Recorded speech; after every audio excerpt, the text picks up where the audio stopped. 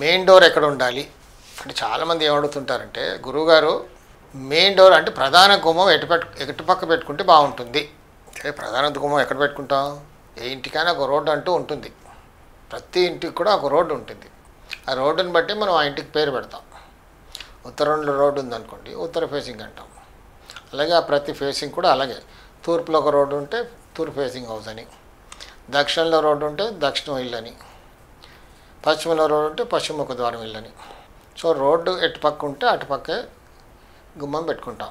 పశ్చిమంలో ఉంటే ఉచ్చస్థానమైన పశ్చిమ వాయువ్యంలో ప్రధాన ద్వారం పెట్టుకుంటాం, లేదా పశ్చిమంలో కూడా పెట్టుకోవచ్చు.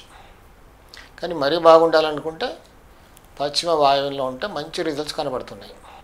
అలాగే తూర్పులో రోడ్డు ఉందనుకోండి, తూర్పు వైపు ఉచ్చస్థానం తూర్పు ఈశాన్యం, మధ్యస్థానం తూర్పు, ప్రధాన ద్వారం ఇంటికి మెయిన్ డోర్ పెట్టుకుంటే మంచి ఫలితాలు ఉంటాయి. అలాగే ఉత్తరంలో ఉత్తరీశానం ఉచ్చస్థానం, ఉత్తరం మధ్యస్థానం.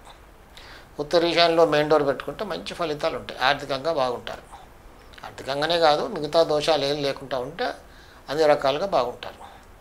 దక్షిణంలో రోడ్డు ఉందనుకోండి, దక్షిణ ఆగ్నేయం ఉచ్చస్థానం, దక్షిణం మధ్యస్థానం.